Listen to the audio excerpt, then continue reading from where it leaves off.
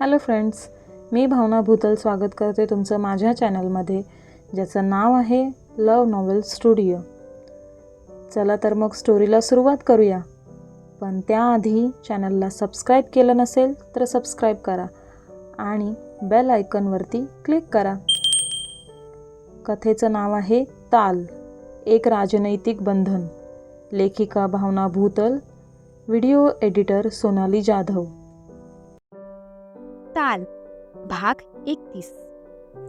तुम्ही माझ्यावर रागवले काय? आद्याने सेडला विचारलं. सेडने तिच्या प्रश्नाचं उत्तर देणं टाळलं. त्याने खिशातून मोबाईल बाहेर काढला आणि तो त्यात डोकं खुपसून बसला. बोला ना, आद्या मधाळ स्वरातच म्हणाली. सेड मात्र निशब्द होता.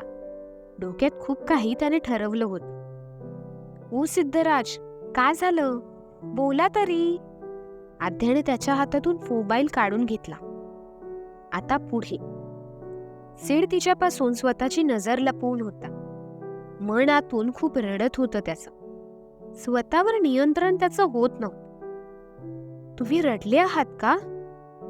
रडून त्याचे सुजलेले डोळे बघतच आद्याने विचारलं. सेडने तिच्या हातून मोबाईल काढून घेतला आणि तो खोली बाहेर जाऊ लागला. कुठे चालले तुम्ही? काय झाले ते तरी सांगा ना. आद्याने त्याची वाट अडवतच विचारलं. भाईसोबत कुठे गेलेली तू? सेडने विचारलं. मी भाईंसोबत कुठेच नाही गेलेली. ते कुठेतरी घेऊन जाणार असं मला बोलले, पण नंतर त्यांना अर्जंट काम आलं ना, मग त्यांनी मला कथ्थक क्लास जवळ सोडलं आणि ते कामाला निघून गेले. तुमचा नंबर माझ्याकडे नव्हता ना, नाहीतर मी तुम्हाला फोन करून कळवलं असतं, आद्या म्हणाली. ती जे बोलतीये ते फक्त ऐकून घेण्याचं काम सेडने केलं. धाड करून त्याने रूमचा दरवाजा आपटला आणि तो खोली बाहेर पडला. त्याने थेट आईसाहेबांची खोली गाठली. नेहमीप्रमाणे माळ जप करत त्या बसल्या होत्या. अचानकपणे सेडला स्वतःच्या खोलीत बघून त्याने जपाची माळ बाजूला ठेवली. सेडला प्रेमाने जवळ बोलवलं. तुमच्यासोबत थोडं बोलायचं होतं. नजर खाली ठेवतच सेड म्हणाला. काय झालंय का? प्रेमाने त्यांच्या केसांवरून हात फिरवतच त्यांनी विचारलं. मला ध्रुवी नकोय. ह्या घरी तिच्या आणि माझ्या लग्नाचा जो विषय चालू आहे तो आजपासून बंद करणार आहात तुम्ही, सेड म्हणाला. तुम्हालाच तिच्यासोबत लग्न करायचं होतं ना? आईसाहेबांनी विचारलं. आता नाही करायचंय, बस, सेड म्हणाला. तुमचे मामा मामी काय म्हणतील? आईसाहेबांनी विचारलं. त्यांना जे म्हणायचंय ते म्हणू देत. तसं पण ते आणि त्यांची मुलगी आतापर्यंत खूप काही बोलत आलेत मला. मीच मूर्ख होतो म्हणून शांतपणे ऐकून घेत आलोय त्यांचं. तिच्या प्रेमात पडणं हीच माझ्या आयुष्यातील सर्वात मोठी चूक आहे. फसवलंय तिने मला आणि आतापर्यंत फक्त आणि फक्त फसवत आलीये. तिथे मुंबईत तिचं जे काही चालू असतं ना, ते आम्ही स्वतः आमच्या डोळ्यांनी बघून आलोय. मी तुम्हाला फक्त एवढंच सांगायला आलोय की ध्रुवी नकोय मला. मनातून उतरून गेलीये ती माझ्या, सेड म्हणाला. काय पाहून आले तुम्ही? आणि तुम्ही मुंबईत का गेलेलात? आईसाहेबांनी विचारलं. सेड शांत बसून राहिला.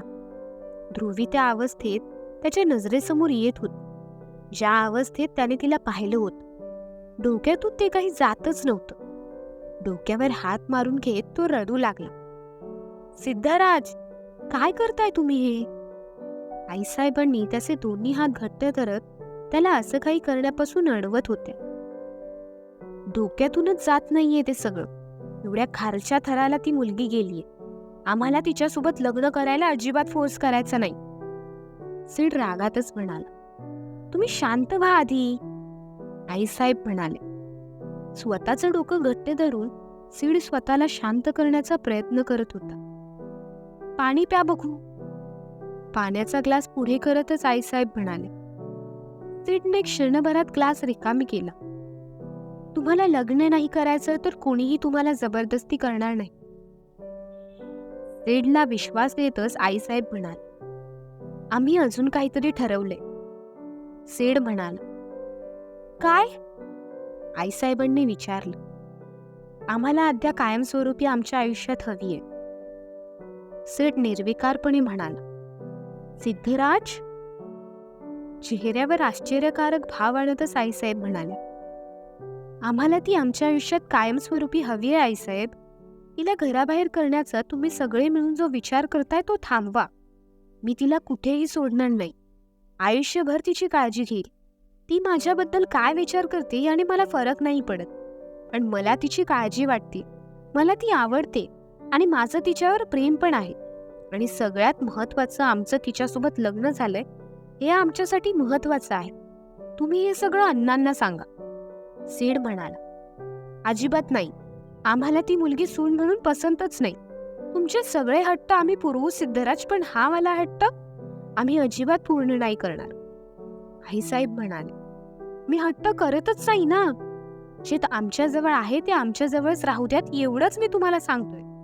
आणि त्यात गैर काहीच नाही ना. सगळ्यात महत्वाचं, मला ती आहे तशी पसंत आहे.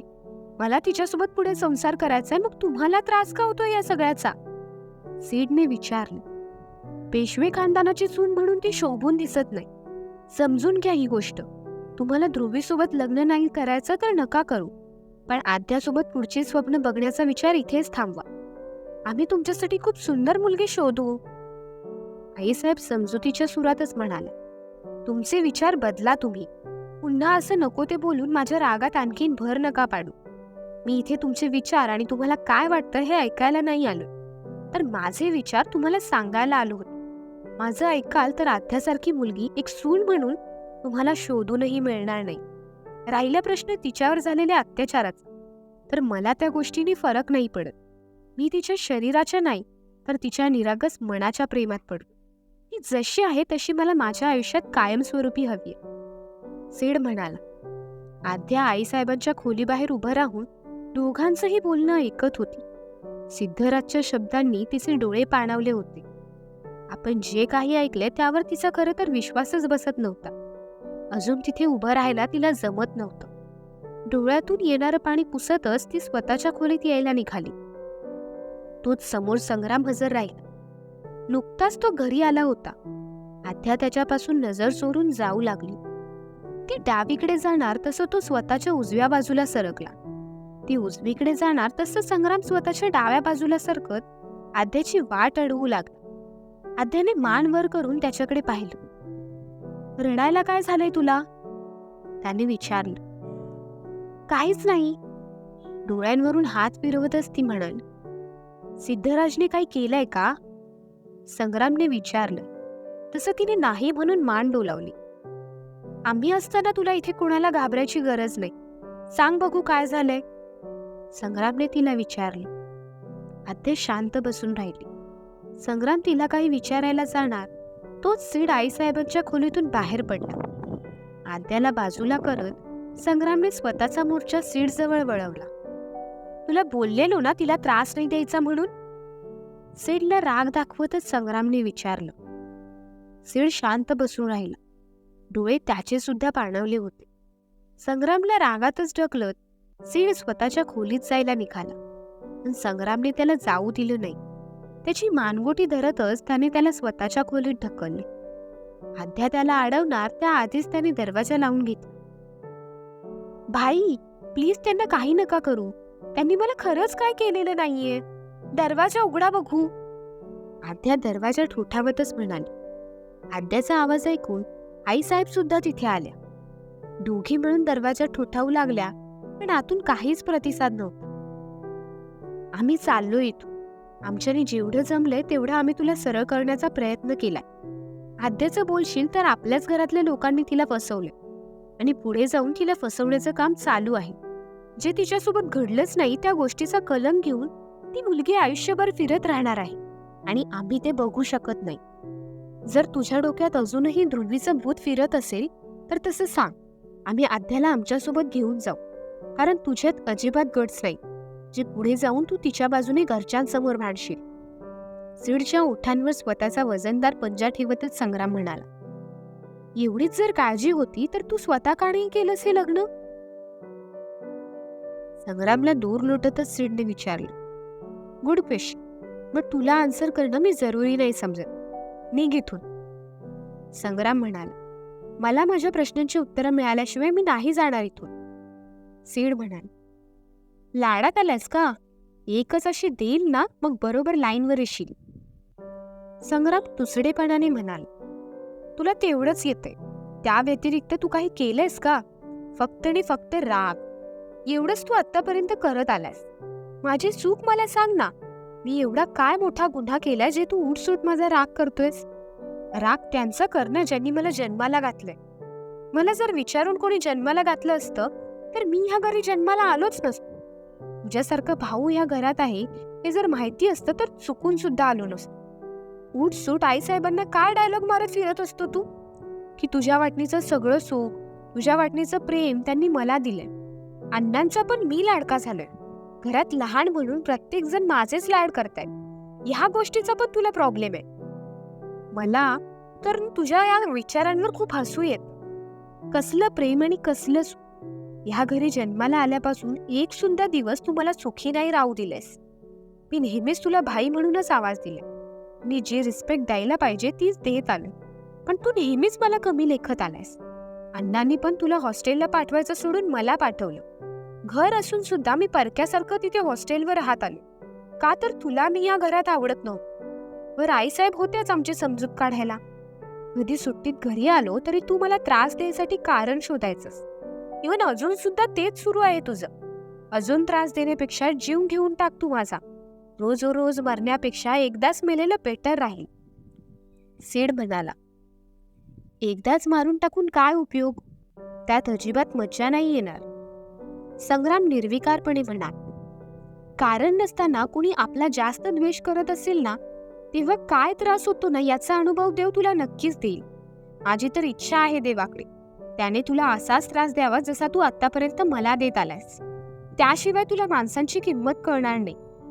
सेड म्हणाला आणि संग्रामच्या खोलीतून बाहेर पडले. संग्राम त्याला तिथून जाताना फक्त बघत राहील. सीडचे शब्द थेट त्याच्या काळजाला लागले होते, पण तरी गालातल्या गालात तो हसत होता. आद्या आणि आईसाहेब दारातच उभ्या होत्या. सीड दोघींच्या बाजूने वाट काढत सरळ स्वतःच्या खोलीत निघून आला. आईसाहेब संग्रामची समजूत काढायला आत आल्या तर आद्या सीडच्या मागोमाग स्वतःच्या खोलीत आली. सीड बेडवर स्वतःचं डोकं धरून बसला होता. अंग अक्षरशः थरथरू लागलं होतं त्याचं. डोळ्यांतून येणारं पाणी थांबायचं नाव घेत नव्हतं. त्याला अशा अवस्थेत बघून आद्याला खूप वाईट वाटू लागलं. माझ्यामुळे काही झालंय का? त्याच्यासमोर येऊन बसतच आद्याने विचारले. सीड तिला एकटक बघतच राहिला. तिच्या नजरेत त्याला फक्त आणि फक्त तिला वाटणारी काळजी दिसून येत होती. पाणी प्या बघू तुम्ही. सीडच्या समोर पाण्याचा ग्लास धरतच ती म्हणाली. पण सीड मात्र तिला बघण्यातच हरवून गेला होता. तिच्या नाजूक हातांचा स्पर्श त्याला जाणवू लागला तसं त्याला लागलेली तंद्री दूर झाली. पाणी प्या ना. ती तिच्या दोन्ही हातांनी ग्लास पकडून त्याच्या दोन्ही हातात देत होती. सीड पाण्याचा ग्लास हातात पकडत नाही हे बघून आद्याने त्याच्या ओठांवर पाण्याचा ग्लास टेकवला. तिच्याकडे बघतच सीड ग्लास रिकामी करू लागली. तुम्ही रडताना अजिबात चांगले नाही दिसत आणि माझ्याकडे एक अशी गोष्ट आहे जी बघितल्यावर तुम्ही खूप हसाल, आद्या म्हणाली. तसं सीड संशयी नजरेने तिच्याकडे पाहू लागला. बघणार काय? आद्याने विचारलं. सीडने हो म्हणून मान डोलावली. एकच मिनिटं म्हणत आद्या पळतच स्वतःची बॅग घेऊन आली. त्यातून तिने घुंगरू बाहेर काढून सीड समोर धरले. ते घुंगरू बघून सीडचे ओठ आपसुकच थरथरू लागले. खरं तर हसण्यावर नियंत्रण तो करत होता, पण येणारं हसू त्याला आवरता आलं नाही. त्याने डोक्यावर हात मारून घेतला. ओ गॉड म्हणत सकाळी घडलेला प्रसंग आठवून तो मनसोक्त हसू लागला. तू प्लीज हे घुंगरू माझ्यासमोर नको का आणूस. सीडने तिच्या हातून घुंगरू काढून घेतले आणि त्याने ते तिच्या बॅगेत खुपसले. छोट्या छोट्या गोष्टींवरून असं रडणं चांगलं दिसतं का? ते पण अशा वेळेला की समोरच्याला माहितीच नाही तुम्ही नेमकं का रडताय ते. आद्या म्हणाली. मी रडत वगैरे नाहीये आणि नको त्या गोष्टी तुला माहिती करून घ्यायची अजिबात गरज नाही. सीड म्हणाला. तुम्ही बोलताय तर मी नाही माहिती करून घेत, पण तुमच्या डोळ्यांतून पाणी काय येतंय ते तरी सांगा, आद्याने विचारले. तुला नाही कळणार. तू अभ्यास कर. माझं डोकं खूप दुखतोय. मी थोडं झोपतो, सीड म्हणाला. बेडवर तो झोपून गेला. डोळे खूप थकले होते त्याचे. क्षणभरातच तो झोपी गेला. तो झोपला याची खात्री होताच आद्या संग्रामच्या खोलीत आली. कपाटातील सर्व कपडे संग्रामने बेडवर काढून ठेवले होते. एक एक करून तो स्वतःच्या बॅगेत भरत होता. झोपला का तो? संग्रामने विचारलं. पण तुम्हाला कसं कळलं? आद्याने विचारलं. दुसरं काही येतं का त्याला? नको त्या गोष्टीत पडायचं, मग रडायचं आणि जास्त टेन्शन आलं की झोपायचं. संग्राम म्हणाला. ते तर आहे म्हणा, पण तुम्ही बॅग भरून कुठे चाललात? आद्याने विचारले. कुठे चालला असेल संग्राम? कळेलच पुढील भागात. हा भाग कसा वाटला हे कमेंट करून नक्की कळवा. मनसोक्त कमेंट असतील तर पुढील भाग उद्या लगेचच पोस्ट होईल. मग कसली वाट बघताय? करा की कमेंट.